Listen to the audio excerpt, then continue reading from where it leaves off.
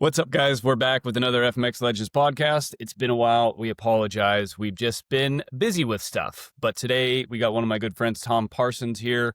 Tom is a X Games gold medalist whipper. Probably one of the best whip guys in the world, in my opinion. Extremely versatile, tons of different styles of whips. So always been a big fan, Tom. So how you doing today, bro? Oh man, good. Just hanging out here in US of A. You guys are all down under, huh? Yeah, man. Whereabouts in the US are you? I swear you're floating around like you're somewhere different every time I talk to you. Yeah. I'm actually up in Oregon right now. So I'm just Nice. hanging out in Bend, Oregon, enjoying the somewhat fall weather. And this is basically like typical Tom Parsons, right? Like your life is always floating around everywhere for the most part, right?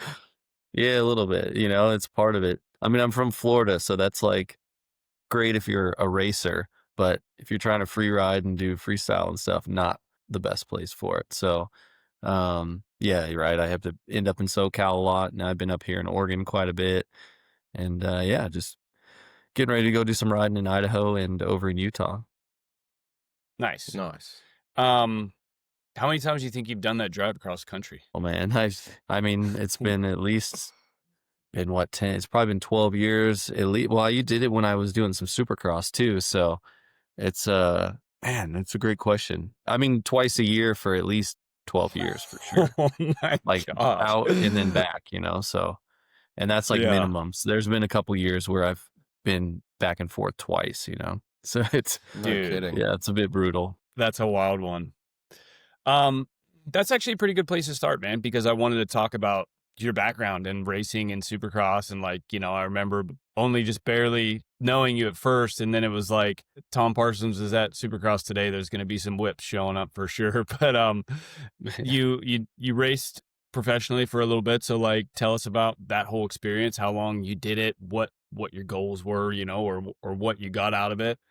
Yeah, I mean, it was one of those things, right? Pretty much probably all of us grew up racing, back, now it's you could grow up just jumping ramps and stuff nowadays, but back then you pretty much started racing and then the whole freestyle came in. Obviously, Adam, you were at the early point of that, and even Levi, even though he was a younger guy then, but just you grow up racing and, eventually you start getting better and better. And then obviously supercross is such a big thing here. So, that was the goal, was like to get in and race supercross. And, I got there and then did the whole privateer thing for quite a few years, went through a couple kind of gnarly injuries, which sort of swayed me out of doing moto. I started with motocross too, but I only did a couple seasons. And then after a few big injuries, I was like, just wasn't worth it. So your injuries all came riding like outdoor motocross. Yeah, a little bit of both, but it's just like the outdoors were tougher. Anybody that's ridden 30 plus two, and even at any level, it's gnarly. And so I was still doing supercross and I enjoyed that a lot more anyways. And just sort of breaking even at the time. I was able to ride on some like privateer team things and stuff like that. But that's kind of what led me to the ramps, was I was like, I need to actually try to make some money. And then freestyle obviously was a big thing. So my first thing wasn't even, I could always kind of whip, but my first thing on the ramps was just to like do freestyle shows on the off season to just make money. Yeah. When did that kind of all start? Actually, the funny thing is, like, I was probably pretty early on to the freestyle thing, because I was probably doing like basic tricks like C grabs and some stuff like that back in like, geez, honestly, this is going to date myself, but probably like 2007 ish. Nice. You're actually not somewhere dating around that yourself, time. because I went professional in 2002. So Yeah, well, that's that was my first supercross season was 03. So yeah. How old were you no on your first kidding. supercross season? Yeah. So what was that? I said, how old were you on your first supercross season? That would have been, what was that, like 03? So I probably would have been right around 20, I think. I want to say 19, 20. Nice. Ish. If that's It's right, funny. I can't even keep math of it anymore. Yeah, yeah. It's funny you say that because, like, growing up racing, like, I always loved, like, the tight supercross style stuff. And, like, moto was good too, but I enjoyed it a lot less. Like, I Yeah. wasn't, like, as good at it, you know? And, like, I always wanted to race arena cross. And, like, we used to go to the Pontiac Silverdome for amateur day at the Yeah. supercrosses and stuff like that, and I loved it, man. That was always my thing. Like, I remember back in the day, like when McGrath did the first ever supercross only contract, I was like, oh, that would be sick, because like even back then I didn't want to race outdoors. Yeah. Yeah. No, yeah. I feel Funny. you. So at what point were you like, all right, I'm just going to leave racing behind me and just start freestyling and freeriding?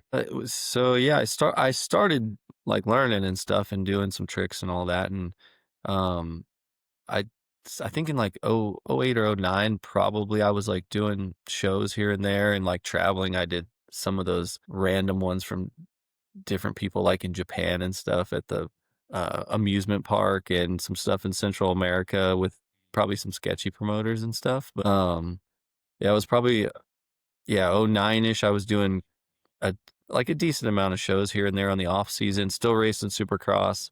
And then I think around like probably 2010, the whips were starting to get better, and I was like, oh, maybe I could go that direction.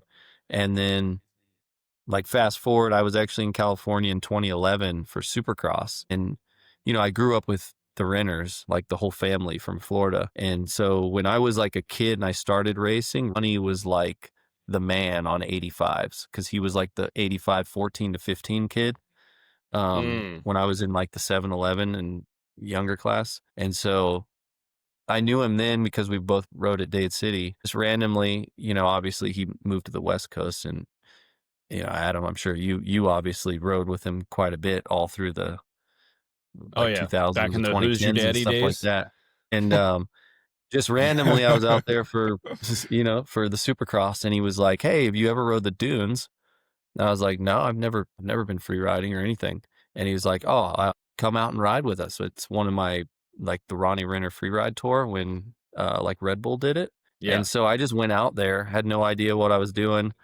And, I get out there and then all of a sudden it's like Ronnie, Hog, Whacker. And then there's like, I think I'm trying to think if Tilt was out there. I think Tommy Clowers was out there. Miles Richmond was out there.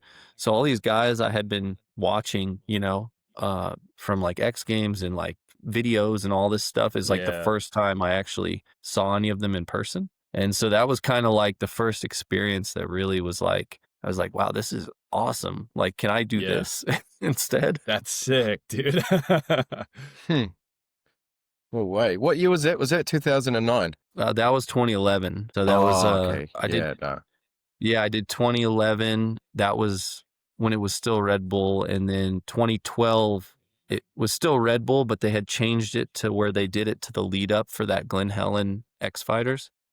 Gotcha. Yeah, And yeah. so it was like it was weird. It was the Ronnie Renner Freeride Tour, but they swapped it to be like leading up to that is like this is where freestyle came from because Yeah, how like that one had like a bunch of dirt hits and all that, and it was supposed to be more like freeride style.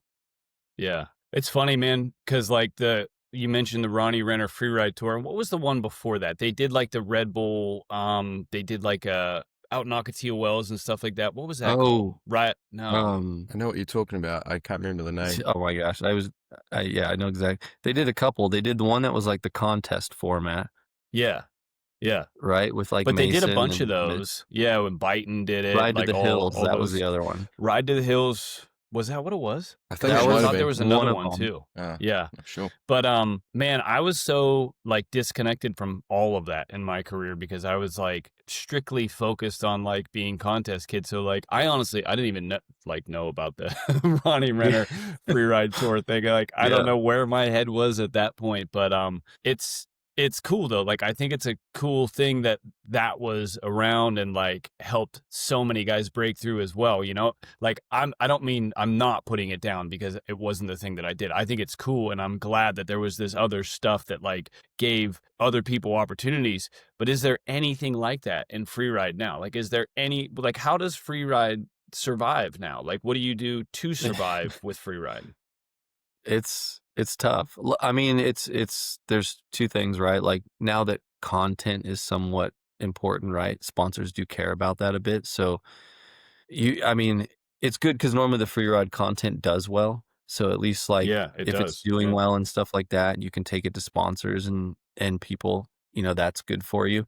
But, at the end of the day, a lot of them still want like X Games and at least some contest stuff that are like, that size. So I feel Yeah. it's hard to just do the free ride thing. I think you see it big, right? In the US, it's kind of a lot of the younger generation went towards that, obviously, like for whatever reason, and less freestyle.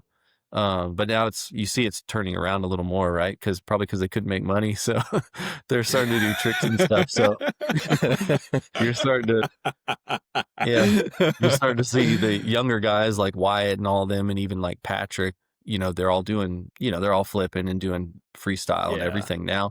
And it's sort of like, right, it's like a cycle. And so now you're starting to see freestyle back in the hills where it started kind of back in the day. And yeah, it's good. It's cool to see. It's almost like like a switch got flipped and it sort of restarted and went back to the free ride roots for a bit. And then that got the younger guys like into it and back into the freestyle and learning tricks and stuff again. Yeah. for sure. Yeah, that's cool. Do you find like when you start, like when you kind of started out free riding, like trying to make a living from it versus now when it's way more content based than probably when you started, is it become better that way, or has it come like slowly easier, or it's just as like hard as it was? I think it's a little, at least for me, it's a little easier. Just because it's comes down to numbers and things like that. So if your socials and stuff are doing well, at least if you can add that on top of like X Games and some of those contests, obviously, it gives sponsors a reason, and at least they know like throughout the year, right, that you're putting something out that's getting eyes on it, Yeah, I actually didn't even think about that when I was asking about the free ride part and like what, I have a hard time switching my brain from like the ways that I made it work coming up, which was like events and tours and contests, and it's like I have a hard time remembering like, wait, you actually don't fucking need that anymore, and so like you're right, man. Like the couple, when I went and did some free riding with Schweitzer a couple years ago, like I'd put up any clip of free riding and it would be 100 times bigger than any ramp clip I ever put up, so it's like the content does really well. And I guess now it's like, sure, there is no Ride to the Hills tour or anything like that, but there's you're your own like free ride producer, right? You just go out and get great content, and if you work really hard at like posting it and doing well and getting the interaction, then it's like you get paid from that. But I'm not good at that, so that doesn't immediately register. Yeah, it's a bit of work. And it's, unfortunately, like what you guys did have back in the day, right, was all the video parts and stuff, which I wish we still had that, because I think that would feel like huge to go along with the content and everything. Yeah. I know. I thought about that as well. That was one of the questions I wanted to ask you, was about like filming in general. Like I know you can go free riding and you can like, hey dog, how you doing? Dogs are barking. Yeah. I know you can go free riding and create your own content and put it on your socials and stuff, but like, man, how do you ever replace when you like what you get out of going and filming and making a cool 40-minute video with parts and like all put together? Because like I don't know, do people watch that anymore? Is there any way to sell that anymore? It's hard. It's tough, because I've made a few on my own. The video videos, you don't really get paid or anything from those. No. There was some stuff that I got that was like cool, that the guys who did the moto movies, and Jason, when they took it over, they did do some cool stuff for some of the guys that did the movies a lot, like me, where they've helped me with like some stuff like sponsorships with like DVS and a couple companies that sponsored the video. So that was cool, super cool of them. But yeah, to make your own, I've made a few myself. And you used to be able to, the first one I made, it was like a dune video in Dumont. And that one I was actually able to sell. I didn't know you were a big movie producer guy. Yeah. It's you kind of have no choice but to do it yourself. But it just sucks, because you do have to put the money in. You know, you got to have the filmers and all the stuff. And so there's like a commitment, you know, that you're going to spend this much money and you may not get anything out of it. So it's, before people used to buy it. So like the first one I did in Dumont, I ended up, it wasn't much, but I sold it to Red Bull. And then I basically broke even on it. It paid for like all the costs. And then it just went up on Red Bull's channel. Yeah. And That's pretty then cool. I've I done didn't know ones that. that it was a Dune video. It's been a while now. It probably was like 7 years ago, maybe. And so, but now they don't really do it because now they want to do everything in house and they're not super interested in like full length edits. I mean, sure, if you watch anything, Nobody is. Channels, Nobody is, because social media has completely destroyed our ability to pay attention to anything for more than fucking 7 seconds. And then, you know, you see obviously companies like Red Bull that used to make those unique things that you'd go on their channel to watch are more like, can this F1 car beat this drone? Or it's like all these like, I love clickbait. I love like clickbait. competitive things. Tell it's me like more. Everything has to be a competition. They don't just make, you know, it's random that they make just a cool video nowadays. It's so ridiculous. I think about it all the time. If I ever do open up YouTube and I'm like, are we this fucking dull-minded as a society that like we need thumbnails like this to encourage us to watch a video, like, or that we buy into this bullshit? Like, I saw a video the other day. A kid was like, the title was like launching big jumps on a kid's toy, which is basically, you know, like a ripoff of the trike section of Nitro Circus. And then he's, you know, there's a picture of him on the trike, and then he's like edited the whole surrounding to make it look like he's going down this hill and like base jumping off a ramp, kind of like what Tom Paget did, you know? And I just saw it and I'm like, what the fuck is going on here, dude? You know, like at least when stuff was on TV, there was some sort of like moral, maybe not morals, but there was like rules. Like, hey guys, you can't actually directly lie to the consumer. And now with thumbnails and YouTube titles and all that, that's completely out the window. Yeah, it's a crazy, fully ridiculous, crazy thing. But then, if you can get your YouTube going, you know, there's a few guys I know like in moto that their YouTube does really well. And I mean, you get paid, you know, they're making like, I think even like Colby, I want to say Colby was making some pretty good money. See, that's what I want to know. I want to know what the good YouTube money is, because like you see some of these people and the life they're living, I'm like, are they really living this life from YouTube? And they're like the big time ones. And I guess they probably are. Right. But like, I do wonder like what a good, whoever, you know, moto channel size stuff, like, I don't think most moto channels get millions and millions, but like, I do wonder like, what is the income that comes from that? Yeah. I mean, I've just heard like offhand that like some of the guys that do well, like go on, that give like me a number. Not that it's crazy, but like I've heard like anywhere from like $6,000 to $10,000 a month just off YouTube. That's pretty good. Like if you put out a video once a week, I mean, if you can do a video once a week, right? And you're getting that's not bad. No, that's not bad at all. That really takes the pressure off of like having to chase other things. You know, if you've got $6,000 to $10,000 a month coming in, like, yeah, man, that's your main focus. And then you kind of figure out, all right, do I got time to make some extra money this month? And what can I do? But that'd be all right. Yeah, it wouldn't be not a bad thing. Yeah, it's just can you tell me exactly how many subscribers I need for that? Yeah, quite a few, but yeah. Honestly, I think like guys that get to like 100,000 on there like do okay. By then they get enough people churning the videos. It's that they're always making some revenue. Yeah.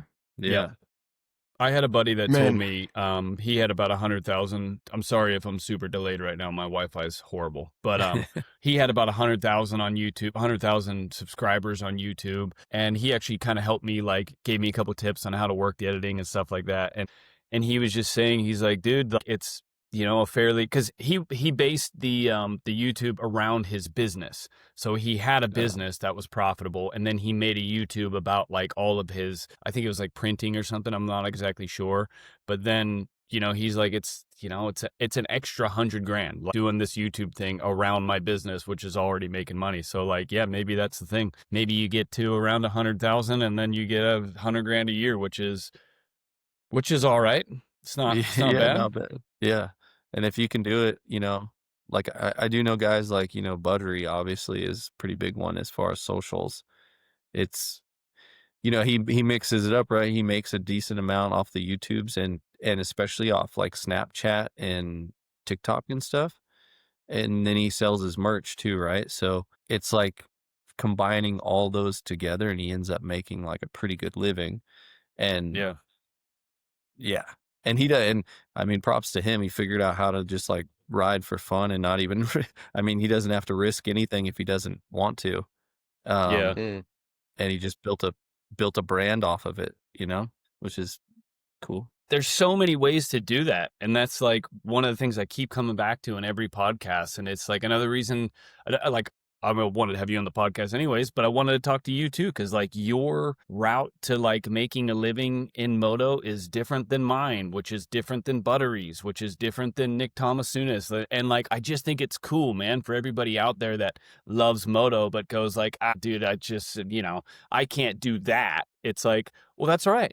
You don't have to do that exactly, but like what can you do that's similar, close to, or adjacent to that and make your own path or do something that's your own style, your own flavor that people can relate to. And then, you're making a living riding freestyle or riding motocross, whatever style of it is. Yeah. Yeah, exactly. Right. I mean, when you look at it that way, there is a lot of different ways. Like I kind of went through the free ride, like in the whip sort of things. Obviously you guys were both freestyle, you got guys like Buttery who, he's hardly competed in anything, he's just always loved riding and just continued it. So it's like, he was just he just took an idea and was able to run with it. So it's like, yeah, right. There's multiple paths to it. I think it just depends what you're passionate about, right? Like you can't just do it. I mean, you guys obviously were at the top, top FMX. Like you can't do that if you're not passionate about it, right? It's more than just like winning and stuff like that.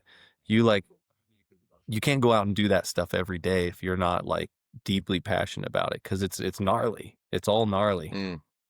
Yeah. Yeah. It's pretty cool, like in the last probably 15 years, 10 years definitely, how things have opened up within our sport that you didn't just have to be like the top comp guy to make a living from it. There's so many different avenues, just like we've been talking about, that you can actually like go in and even make your own little niche within the niche sport, which is, it's pretty cool to see that, how it's opened up for everyone. Yeah. And Tom, like you said, it's like just finding what you're passionate about, I think is like the biggest part. Like, Braden Sanderson, right? Yeah. I've been telling him lately, I'm like, dude, you ride like so much, you do so much free riding and like you seem to ride with so many people all the time. I'm like, start making a YouTube channel. But like, point of that is like, whatever, don't follow somebody else's path. You know what I mean? Like, don't go like, okay, like I can't look at YouTube right now because for some reason I've decided to start posting YouTube videos again. But like, I can't look at YouTube and go, okay, Buttery makes money on YouTube doing this, I'm going to try that. Like, that's guaranteed to not work. You know what I mean? You've got to go like, who would my audience be? What is the thing that like I have that is unique? And like, how can I portray that to people? Like, what is me and how can I show that to people? And I think if you do that, like people connect with it, Yeah, exactly. Yeah, I think that's the important thing, right? Like each person, you have your own personality and your own views and insights and things you can offer people. And so it's just, yeah, right. It's being authentic and finding that niche of people that are interested in it, which I think it's like, right. It's a little bit harder now. I think that's the only issue is now social media, everything, right? It's hard to find that niche just because it's so saturated. So even when you're trying to start YouTube or even if you were to try to start an Instagram now, obviously like it's way, way harder and way more work than it used to be. 'Cause it's harder to get eyes on everything you're posting. I feel like everybody has like following fatigue, like back in the day when like Instagram first came around, anything cool you'd see, you're like, oh, I'm going to follow it. You know what I mean? I'm going to follow it. I'm going to follow it. And then like all of a sudden you're like, I'm following 1,000 people right now. And then so it's like, there's now this new bar where it's like, you've got to be fucking way up here for me to follow you. When like at the beginning, you could go from 0 to 100,000 followers like that on Instagram or something. But then like, now everybody's like, I can't afford afford to follow you. I'm already following too many people. I'm sorry. Yeah, Attention is pretty maxed. true. I do remember that back in the day. Sometimes you'd see a kid hit like a big jump. Like I remember, I don't know if you remember that kid, Rookie White, and he hit that massive like quad table at LACR. Oh yeah, Oh, yeah. dude. Yeah. Like way back in the day, that right, like fifth gear wide open. But I remember because I knew him because he would come to the hills and stuff. And just that clip, he went from like 15,000 followers or something to like 50, and just like Really? one. It was like Yeah, you'd never That's not see even that that long ago. Yeah, I don't remember what year that would have been now, but yeah, it would have been like probably late teens, like 18ish or something, maybe. Maybe I'm thinking of a different clip. So another guy, what's his name? He went and did almost the same jump, like more. Well, it's still been a few years, but what's his name? I'm just totally forgot it, but he did it too. Same type of jump, but he didn't. It was a little different. The one Rookie did was like the huge one, and he landed and then jumped the double like off the track after. Yeah. Yeah. I remember that. Yeah, it was crazy. Like back then, you could put up a clip that of just a big jump or a big trick or something, and like 20,000 people would follow you. Dude, now it was a weird thing a couple years ago. Like Instagram social, like the Instagram social account at Instagram messaged me and were like, "We want to use one of your photos," and I'm like, "Is this for real?" You know? So they posted a photo of me doing a dead body flip. And I think at that point I got like 20,000 followers from that. Oh. All Indians. Yeah. Hey, maybe that's kind of just maybe that's your audience. It must be, dude. And it is my audience now, dude. But it was just kind of funny because I was like, okay, they're still following over there, you know, like they're still clicking the follow button. They're the only ones. Yeah, which is cool. That's man. cool. That's still the reach. Definitely is cool. Speaking of how we were just saying a second ago about like like something about showing people a part of yourself, whatever it is, that sounded really weird. That's not what I meant. Don't do that. You might get arrested. Like showing yourself, right? Like being yourself, putting a little bit of yourself out there. Do you remember what year it was that you did a little edit that you put out, and it was to that Astronautilus song, and it was like you were kind of talking about losing your mom and like you're racing, and then like, you know, what you're hoping to do, planning to do, things like that. Do you remember what year that was? Yeah, I think it was 2012. I think that was. Yeah. Yeah, it was either 2012 or the beginning of 2013-ish. Yeah. Because I remember I made it with a buddy of mine because I submitted that year to X Games or to what's his name, Paul Tablia, For like the Real Moto thing? no, for best whip. Oh, okay. Like so what did he say? I made that video and then I just sent him that, you know, as like a thing to show him, trying to get in. What did he say? I think that was the year he called me, 2012, I think, because I tried probably for 3 years. I think it was like 3 or 4 years I tried to get in, probably 11, 12, and 13. I tried getting in. And yeah, it must have been 12. He actually called me up. It's funny because I always hear some hilarious stories about him from like all you guys that had to deal with him back in the day. But yeah, it was the craziest phone call because he called me up and he basically told me that I wasn't popular enough to overcome my mediocre whips. And he was like, listen, man, he's like, your whips are good, but like, you're just not popular enough. Like, why am I going to put you in there? And he gave me this whole story about how gnarly. He's like, I don't know if you know what you're getting into. Like, this freestyle thing is gnarly. And I was like, I've been racing like supercross. And he's just like, yeah, man. He's like, you know, it'd be cool, but like, I don't know. There was like a 30-minute phone call and he just basically like almost put me down the entire time. And it was the craziest thing. And then at the end of the phone call, because it was when they had speed and style too. So I was asking about speed and style because I was riding supercross. And he was like, do you flip? And I was like, well, no. I was like, I don't, but like I could learn or something. And he's like, well, yeah, you got to flip if you're in speed and style. And I was like, you had a couple guys in there that weren't flipping. I was like, what about like Kerry Hart and a couple of those guys? It was one of his last years. And he was Yeah. like, well, yeah. He's like, that's Kerry. He's like, you'd be better off marrying Pink and her getting her in than on your own merit. So he basically told me I was going to What have a to marry fucking Pink dickhead, dude. and get her to Yeah. get me in. And before I had any chance, basically. And Man. and then that was it. And then, yeah, 13, he told me no again. And then the craziest thing was I got into Monster Cup that year, thanks to you mainly, right?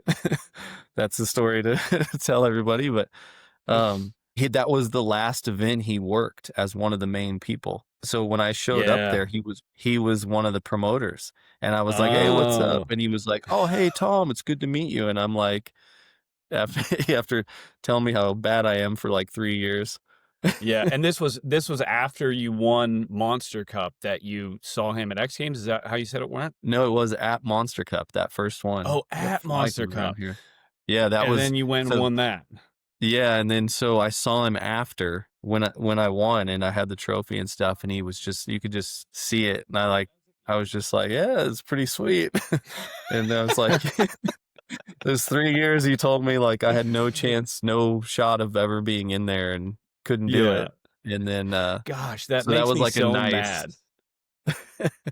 that was a nice like thing. And then obviously after that, that's when Eric and Pinard and everybody took over. And so I Yeah. already had a relationship with Eric, being from Florida. And so it just worked out, that Yeah. edged me into getting that first X Games invite. Well, I mean, you deserved it, dude. Like, I'm glad it worked out that way. But yeah, it's crazy how just these shitheads that sit in offices that think they make the right decisions. And it's the thing that pisses me off about it is like, I guess I've always considered myself an underdog as well. Like, I've never been like the popular guy or the cool guy or the guy that anybody wanted to win. But like, I was given a chance, which I was like grateful for. And like somebody to sit there and be like, you're not cool enough is like, well, fucking give me the chance to be cool. Let me fucking go out there and show people how Yeah. badass I am, and then I'll be fucking cool. But you're sitting in this office going like, sorry, you're not cool enough. You don't get a chance to show the world how cool you are. Fuck off. Like that just pisses me off, dude. Yeah. Yeah. But the reason I brought up that video is because I remember watching that video and like, I remember like, like seeing it and like it was touching and it was like you were obviously like massively skilled and I just like connected to the video and I was like, man, like this dude's the shit. Like I want to fucking help this guy out, and I can't actually remember. I think I reached out to you like after that video. I think we started talking like after that video, I'm pretty sure. But Yeah. That's why I'm thinking it was maybe 2012-ish. Because then there was some point when I came up and rode with you, stayed with you, because that was before Monster Cup, I think, right? Are you sure? Because I thought you drove up like, I can't remember. I think I dude. came up once. I feel because I'm having trouble remembering, but I want to say it was before Monster Cup the first time. I think I was just out there, and I just I came to remember ride. that. I don't remember what it was before or after, but like I remember you drove up. I'm pretty sure you drove up from Vegas. And I remember you being like, I'm going to leave in the morning. And I'm like, cool, Tom will be here by the afternoon. And it was like 10 o'clock at night. And I'm like, where the fuck is Tom at, dude? He's been driving 7 hours all day long. Yeah. But that was, yeah, I don't that know was what kind it of meant you were funny, coming from. because that was another one. Obviously, like you had input at the time, being a monster guy and stuff. And Yeah. like when the Monster Cup came out, I never got an invite, and I saw everybody else posting it, and I was like, dang, this is like a whole nother one. I can't even get into this one. And then I never got anything. And then they put out the promo video for, the best whip, listing all the people, and there was a Parsons in the qualifier. Yeah. And I had no idea, because like at the time that was sort of like when Doug Parsons was sort of like stopped riding. So I didn't know if maybe he like was like making a little comeback and was going to do a whip contest. And so I had no idea. And then it was like days later, I get a text from Ash, and he's like, "Hey, this is Ash Hodges. He's like, you down to do Monster Cup best whip?" And I was like, "Yeah." I was like, "Was that me in the video?" And he's like, "Oh yeah, that was you." And I hit like no email, Yeah. no invite, like nothing at all. I remember. And then, Sorry, go ahead. yeah.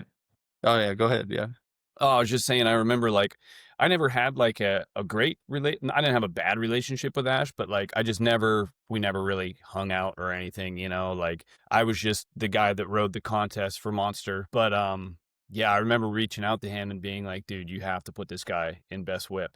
And he kind of like shrugged me off at first, you know, like didn't really say much. And then I can't remember exactly how it happened, but they came down to like one final spot of like and I remember he hit me up and he was like, "Hey, are you serious about this Tom Parsons guy?" And I was like, "Fuck yeah, put him in." And it was between you and like another buddy of mine that like has done whip stuff, and I was like, "Tom, like you got to put Tom in." And yeah, I was actually I was surprised he listened to me, but like I was stoked that he did, man.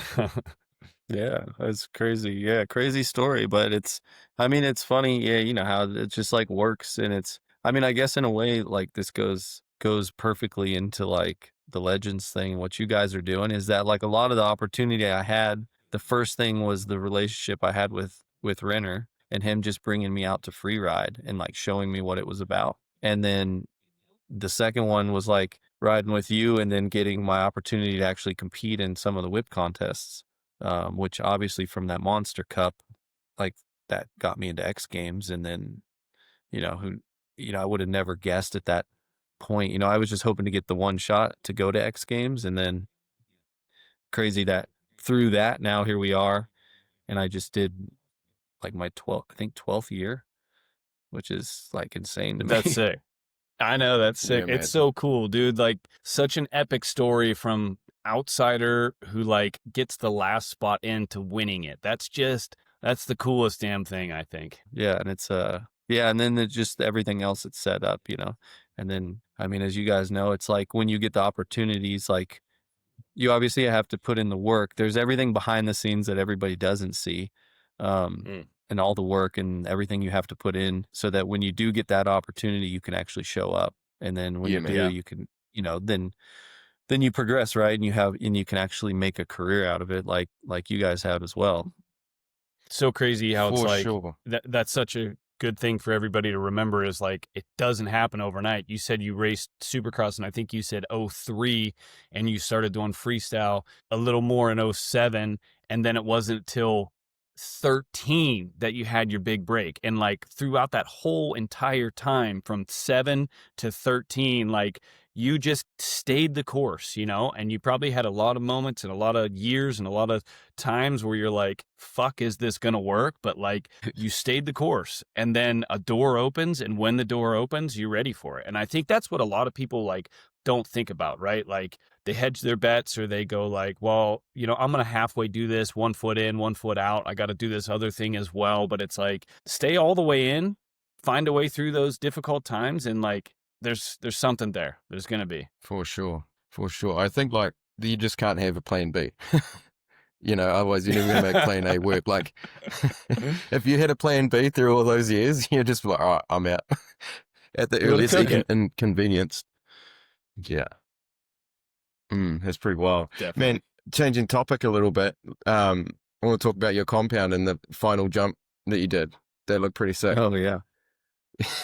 Did that take much to like kind of orchestrate and actually make it work? Yeah. We definitely, that was kind of a bummer that we had to do that. I basically built a thing, and then the county passed some new permits for moving dirt. They actually had a permit specifically for a motorized facility, but it was like an issue. I couldn't, they basically just wouldn't give me the permit. So at the end of the day, when they wouldn't issue me the permit, they forced me to take it all down. And then, so we had a good time with it. We had, Jared McNeil came out. My buddy Jay was there, Caleb DeLacy, and I think we had a couple others, but we had a bunch of people come out and just like enjoy.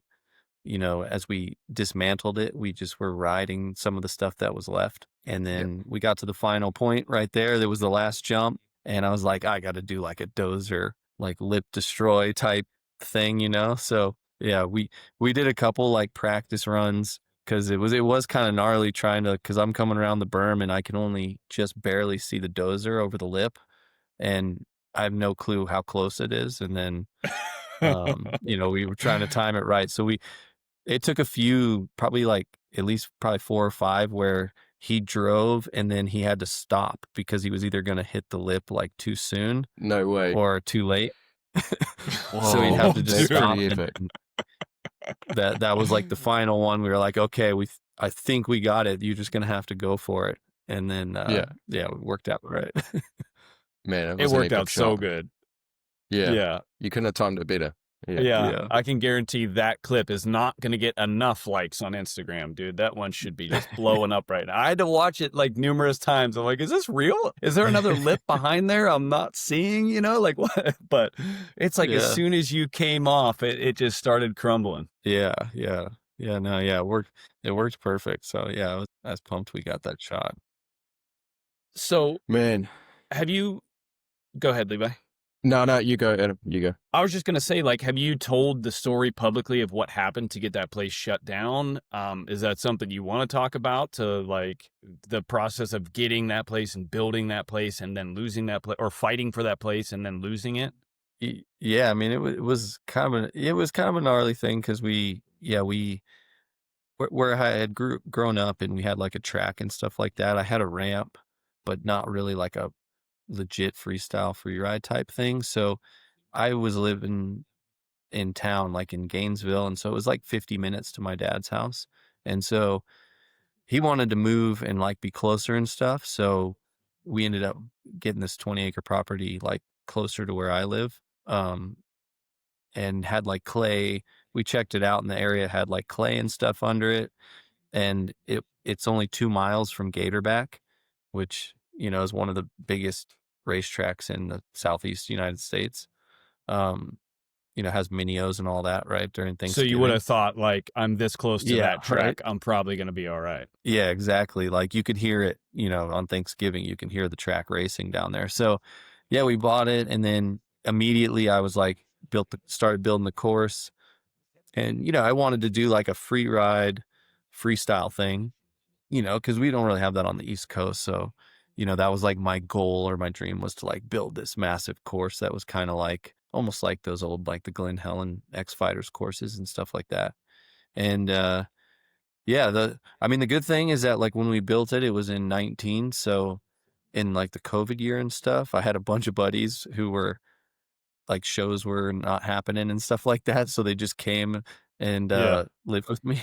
And so And we Florida were just riding. was free, so Yeah, we were just riding it all the time. So we at least got a lot of use out of it for about like a year and a half.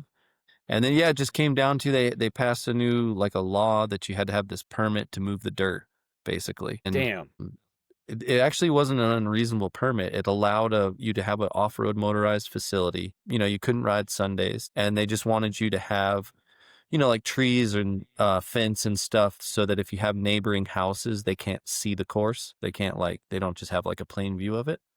Mm-hmm. And then it was like 8 or 9 a.m. to dark were the hours you're allowed to use it. And so it was, we thought. So let me get oh, this straight. You built the place first, and then after that, they passed a law saying that it required a permit to do something that you did, but you had already done that in the past. So there was like a retroactive sort of thing. Yeah, so it was kind of weird. We don't know exactly. We know they voted on it before we moved onto the property and built it, but we don't know when it went into effect. They don't really know when it went actually into effect. It was in the code book and all that stuff. But there was another track, a 4-wheeler, like quad racer guy on the other side of town, and he got shut down too. So I don't think they also weren't grandfathering anybody that had already built. Damn. You had to apply for the permit no matter what. if you wanted to continue working on the course and being able to move the dirt and stuff. Yeah. So we met all the stuff that they required for it. And so we just thought, oh, this is no big deal. We'll apply for the permit. And then when we applied for it, we have 5 neighbors around the property, and we had one that has a 90-acre tree nursery that covers 2 sides of the property, and then they live on the other side of the 90 acres, complain about it. And then they had a lady who owned 8 acres of woods next door to them, who's never lived out here, never knew we had the course or anything. And when she heard about it, she went and got these petitions and started this like thing against us, and was Jeez, going like dude. within miles of our house, telling them that we were building a public motocross track that was going Was to her be name open Karen? 6 days a week. And so, yeah, it was crazy. So they took all this stuff to the county and they didn't even question it, you know? They were just like, Wow. oh, all these people don't like it. And we're like, do you see what they like? It's a private facility. And basically, yeah, it was just one of those things. So we tried to fight it. They denied us. They wrongly denied us the first time. We took it to court, so they had to let us reapply. And then they made up like another bogus sound reason. They used a sound, so they don't have sound decibels in the county. Whether it's legal or not is whether or not. So the first time it was if it made a sound over 50 feet over your property line, but then they like deemed that wasn't reasonable. So like if you go to your property line and step 50 feet further and you can still hear whatever's going on anywhere inside, that's too loud. If it's a recreational vehicle of any kind, it's technically like illegal. And you could even hear like a start at that. Easy. Yeah, you could hear the start. That's the thing. Like they could argue that the start makes enough noise 50 feet away. So nuts. anyways, we reapplied, and then the second time they changed it and they said, well, if you can't have a conversation in the neighbor's yard while the bikes are running, then it's too loud. And that's what they went with. And so we took videos and stuff and was like, look, it's not even that loud. How the fuck do you prove that? Yeah, so we went into the closest. Yeah, we went into the closest neighbor's yard and basically had a conversation. And I had Brody and another buddy, Jay, just drive around the property, just like revving the bikes. And it was like clear you could have a conversation. It was too far away. But the problem is that guy that's complaining isn't going to let you on his property to do the same thing. And then all he has to do is say that he can't have a conversation in his property, and then it doesn't matter. Yeah. So, and they're the farthest away of the 5 neighbors. So the 4 closer neighbors, one of them just didn't get involved at all. 3 of them came to the meetings for us. And it was just the one and the lady that didn't live out here that was against us. And it just, how it is. And sometimes with dirt bikes and things, it's like trying to fight the county. There's just nothing you can do. And so, yeah, basically at the end of the day, they denied us the second time. And the crazy thing is the one lady who did all the petitions and everything, like 4 months after they denied us the second time, which was like the final say pretty much, she sold her property.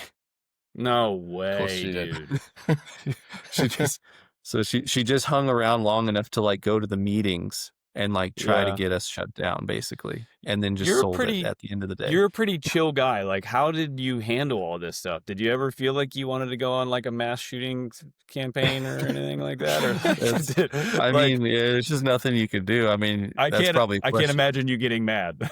I mean, that's a question you could probably ask my brother or my dad. That they probably would have said something different at the time. But it's just is what can you do? So it just came to the end where like I could have kept fighting it, but like the money and everything just keep spending on lawyers for maybe nothing. Court shit just drains you, dude. They're like, well, we got to file this thing before we can go to court, and that's going to cost you another this much, and then your retainer's empty, so you got to fill it back up, and then we've got to file another motion about to extend the time because we took too long with these other motions. It's like, geez, dude. Yeah. So basically, at the end of the day, it just came down to either keep fighting them or like I had the option of reapplying. This is what's funny is they were like, yeah, you can reapply and give us like your site plan and all this stuff, but like you got to take it down first.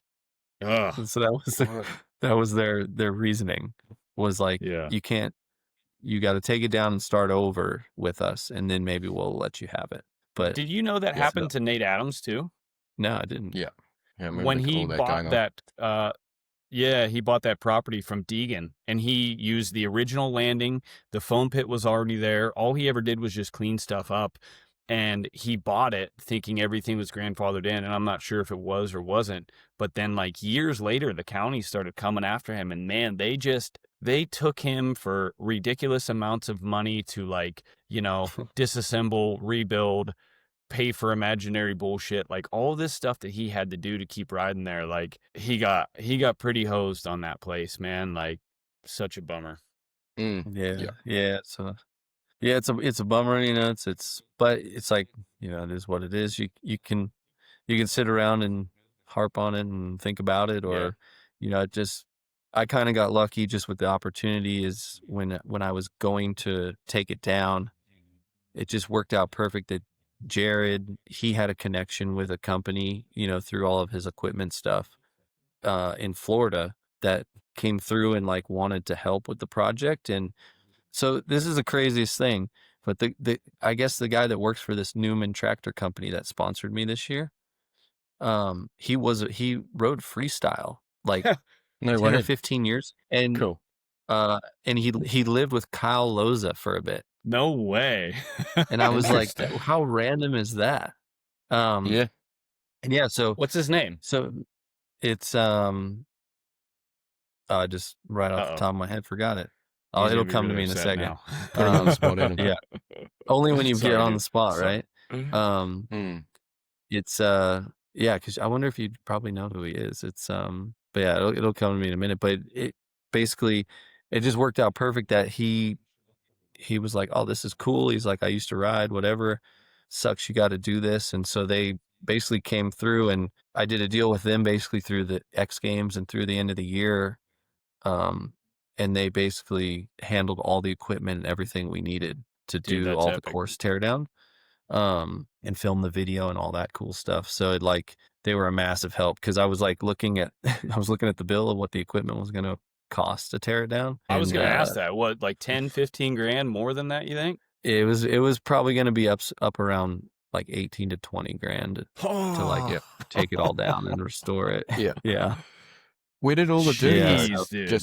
Did It was just all get from on dozed on your site. property? So Oh, sweet. yeah, I had 2 retention ponds dug. So we Yep. basically were just putting it back in the retention ponds, filling them back in, and then I kind of kept the good dirt and sort of spread it in places along the top. So at least I have all the, like the clay and stuff is kind of in areas if I, need it for anything or do anything else, potentially it's kind of there waiting.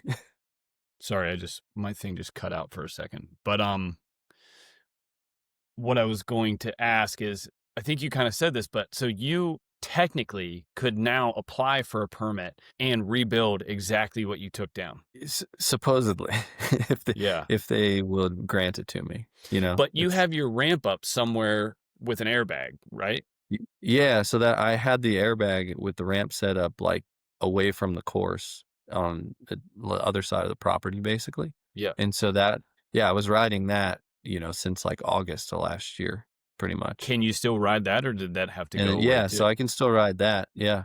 And that, I don't know if they could they could probably try to make a noise complaint or something if they wanted to, but honestly, they probably barely even know when we're out there, because it's like the people that complain live like so far away on the other side of their nursery that it's like, I'm sure they can hear it, but they probably can't even tell if it's me or like there's some other kids that ride dirt bikes like down the street and stuff like that. I just missed your entire response because for something happened to my headphones, but that's all right. Let's just pretend I heard it. So Yeah, you got it. You can still ride that. Short answer, you can still ride it? Yeah. That's good. We got that echo thing happening again. Okay, you guys talk. One I'll fix second. it. Yeah. Man, I was thinking, like, when we're coming into this and I was looking at your stuff, Tom, I was like, how do you decide what bike you're going to ride when you go riding every day? Because I swear you've got like 7 different bikes you ride. Yeah, it's right now, I'm just on the Yamaha 450. Oh, But you are? it was kind of just like, it just sort of happened that way because I was riding the Stark on the ramps. Yeah. Because it's just been, I don't know, just you've been riding it too, like just something different. And it just works so good on like a normal 75 that Mm-hmm. I really like, it was like getting me into like relearning tricks and all kinds of stuff. And so I was riding that, kind of planning on, sticking with that. And then, when the X Games stuff came out and they weren't going to do the e-bikes, I was like, oh crap, I need to get a 450 again. So I just randomly, I got a gas and built up the gas I had rode the previous year basically, and was like, Yeah. oh, that bike was sick. I'll ride that again. And then I rode it like 3 days. I did like the dozer jump and stuff on it. And then something happened to it. Like, I don't know if it was like the fuel injection or the fuel pump or something like went out in it. And it was like a week before X Games. So I was like, oh crap. I was like, I didn't even have time to get parts or like figure out what was wrong with it. And then Jared's bike he had his bike at my house for like to be on the East Coast. And so I was like, literally rode his bike and I was like, hey, I don't have a bike for X Games. Like, what do you think about me riding your Yamaha? And then I'll like, maybe, if you want to sell it, I'll buy it or something after X Games. And he was like, all right, all right, we can do that. And so basically, put like stiffer springs in it because obviously he's a little guy. So that stuff it was like riding moto suspension at first. And and then that was it. I ended up on that, and so yeah, now I've been riding that. I still got the Stark at home. But yeah, I'm just gonna stick to the Yamaha 450 probably for a bit. Yeah. So You you're said talking that was about a this year. That Triumph was for a little bit. 2025. Sorry. No, we got a mad delay at the moment. Yeah. Yeah. Sorry, you go again, Adam. Oh, no. Okay. You were even talking about riding the Triumph there for a bit. But yeah. I was actually, I wanted to ride that bike. I had rode the 250 like when they were out at Gatorback. They did a lot of the intro stuff there, and all the dudes there are like super cool, and just like super into like everything moto, and they like really actually really want the brand to be known outside of racing, like for multiple things, not just racing only. So yeah, we tried to work something out. It just never came together. And then the 450 was delayed for like a long time and stuff like that. So I just never got a chance to give it a go or anything like that. I'd still love to ride one. Lifty was awesome. Yeah. No, I've never ridden one. I wouldn't have a clue. What's your thought on the Yamaha? I'm actually thinking about getting one as well. I actually really like it. I was surprised a little bit. I mean, I hadn't rode since like the previous generation when they were like felt like tanks and they were like massive. So I hadn't. Getting on this one, it was actually, I didn't quite expect it to feel as like small and nimble as it did. And so I've been loving it honestly, and just the fact like having the filter in the front and all that stuff, just it's how it is to do like grab holes and things nowadays. It's like it's such a pain. So that bike, it's so simple because you just have to relocate basically the battery and some wires and stuff, and that's it. Nice, interesting. Do they ride like any different to other combustion bikes? Just because I've never actually really mucked around with them much since this is forever tilted the head back on them, which probably be like 15 years ago or something. Yami one, they rip. They're fast bikes. So they have a lot of power.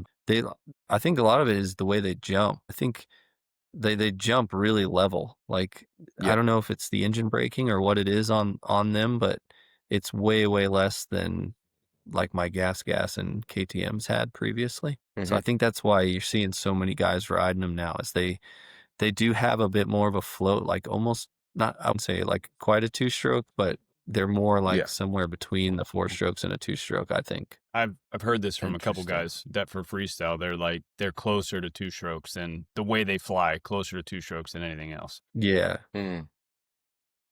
Sick. Cool. You got me excited. That's why I just stick with the 2-stroke. I got the real deal. Yeah, or if you just keep riding the 2-stroke. Man, I would ride I would continue to ride a 2-stroke, but I cannot stand the YZ 250. And then KTM's gone fuel injected, and I just don't trust them anymore. So that's why I'll be out of four stroke, I think. Yeah. The Yamaha's definitely not a bad choice. Yeah. Is the KTM fuel Oh, that's injected cool. on the 250s? Because I thought it was just the Yep. 300s were fuel injected. No, all Yeah, of their 250 two strokes too. are fuel injected. And then I literally I shouldn't really be saying this, but because KTM's been so good to me over the years, but I just don't trust their bikes anymore. I had the quality's gone. Like, yeah, it's a real shame. And then like the assembly's no good. Like I had 2 bikes have the crankcase seals get pressed in crooked from standard, just from the factory, and it was running lean. I couldn't work it out, and anyway, both of them absolutely Chernobyl themselves at 8 hours. I really probably shouldn't be saying this, but it's nuts, and like so I can't like get on my KTM and ride it and trust it anymore. Even though the one that I still have is older than the bikes that Chernobyl themselves. Which is kind of why I went with the electric bike. And then I really like that, but I just can't really mesh with it. So I think it's a YZF 450 next. Yeah, it's a good choice. Yeah, there's a Yeah. lot of KTMs have had the issues with those since they went to the fuel injection. Yeah. I know quite a few that have grenaded, and even some of the race kids. There's this kid from Florida that I'm good friends with. This kid, Seth Dennis. He's Yeah. like an Orange Brigade kid. He'd stopped riding the 125. They wanted him to ride a 125 for a year, and every one they gave him, he like grenaded them. So he just like Jeez. had to switch and just go. He rode Super Mini like an extra half a year, and then just went straight to the 250 instead. He was like, I'm not touching that bike anymore. His dad literally like, he has a KTM deal, and his dad went out and like bought him a 250F because they were like so against, because he was smaller. They didn't want him to move up to the 250 yet. So his dad literally had to go buy one. He's like, listen, my kid's not going to ride one of those bikes anymore. That's insane. Crazy. Yeah. Interesting. Anyway. Yeah. Moving on. Moving on. So, Yeah. what's next for you, Tom? What's in the plans in the future? And like, free riding, whip comps, life? What do you got going on? Yeah, it's kind of down season now a bit, so I'm actually gonna head out to Idaho Sunday and try to hit the dunes up there before it gets too cold, and then do some Caneville riding. I'm gonna try to do like a 2-week trip, basically, like Idaho, Utah, and stuff like that. Ride with Caleb, and then like Braden and all those guys down there in Utah. And just try to have some fun, and then probably at some point I'll probably go back down to SoCal when you guys get off Nitro and Jared comes back and stuff like that. I'll probably go down and do some riding with him at his house, and yeah, that's it just for the rest of the year, and then we'll see what 2026 holds. What sorry, one thing I wanted to ask you about, and speaking of that, is like, what is your do you plan on riding more like FMX style shows? Is it not something you're too concerned with? Like, what do you think about doing that? Because and for anybody that doesn't know, like, I had you at a couple of my shows this year, and I was stoked to have you there. Like, I think it's so cool and valuable and like great for the crowd to have somebody that can just crank huge whips. Like, like, I know you're like, oh, I've been working on my tricks, and like some of them are coming good, and like, I wish I had more. And I'm like, dude, I don't give a fuck. Just crank those whips all night long, dude. Just let you do the tricks. It's easier.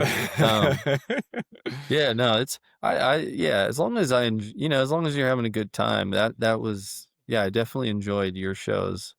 I like the format, and just the way you do it. It's actually like a fun show to do. So yeah, I'd love to do more of those.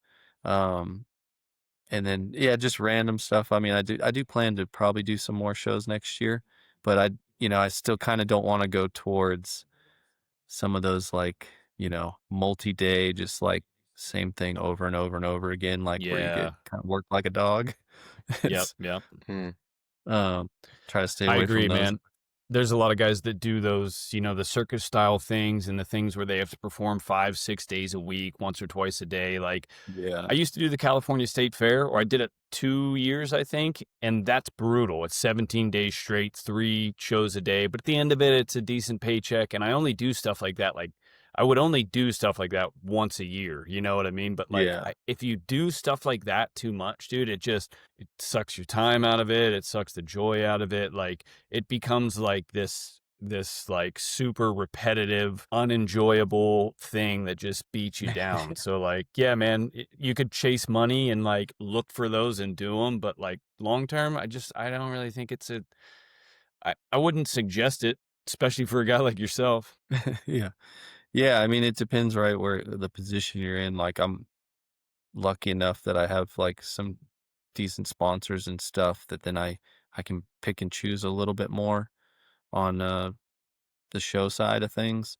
Um, but yeah, I mean, it's still respect to the guys that do it. Like at the end of the day, when if you're gonna make some money and you really love riding, if that's the route you go, that's respect to you. Like that's I'd probably do the same thing. I just right, have ended up just with X Games and sponsors and things where I'm able to be a little more picky about things. But Yeah. if I didn't, I probably would be doing one of those circus things or something more like that, just because I'd rather be riding my dirt bike than most other things.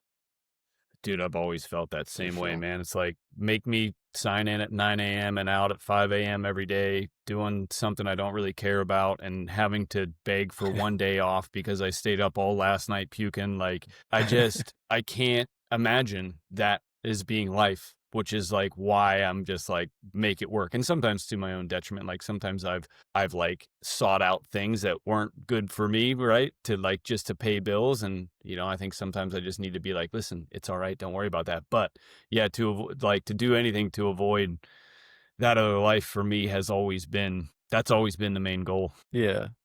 Yeah. And I think it's just the mentality of it anyways.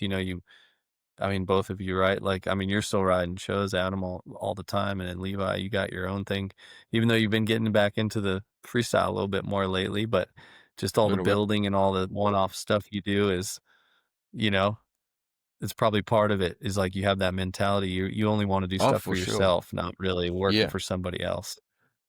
Yeah, man. Once you ride dirt bikes, especially for a living, you can't go back. Like, I feel like that it'll too, make this dude. work. Yeah. How can you ever work for anybody else again after Yeah. this, dude? Yeah. And that's the cool thing. It's like there's so many avenues outside of just riding to earn a living within dirt bikes. Like we were talking about, I was going to chime in earlier, but you guys were going for it. And just about like the social media and the different avenues that you can, YouTube or whatever, you can make a living off. And I'm sitting here like, man, I hate social media and I love living under my rock. And I chose a different avenue, which means I can live under my rock and still be a part of the sport. Like I love designing, I love engineering, I love like the coaching on the weekends and all of that. And it's good. Like there is that outside of it, even if you aren't like the social butterfly and you want to just kind of do your own thing, you can still be a part of the sport, which is pretty cool. Yeah. Yeah, exactly. For sure. Yeah. Well, I don't know if you got anything else, Levi, but I'm pretty content with that one. What do you think? You got anything? One last thing? Yeah, no, it's kind of covered most of the things that we were going to go over, and it was definitely cool to catch up with Tom. It's been a long time since I've talked to him, and well, apart from on social media and stuff, but it's been awesome. Definitely, Sweet. definitely has been, man. I'm glad you're out there, Tom. I'm glad you're crushing it. I'm glad you've made a strong career for, would you say, over 12 years now or 13 years. Yeah, man. I'm happy you're out there doing it. I loved having you at my shows, and thanks for being on the podcast today. And I appreciate you, buddy. Yeah, man. It's good talking to both of you guys. All right, Awesome. sweet, dude. Well, I'm going to stop this one, but Tom, just don't click anything yet. We got to let this upload. But thanks for tuning in, guys. We'll see you next time, whenever that might be.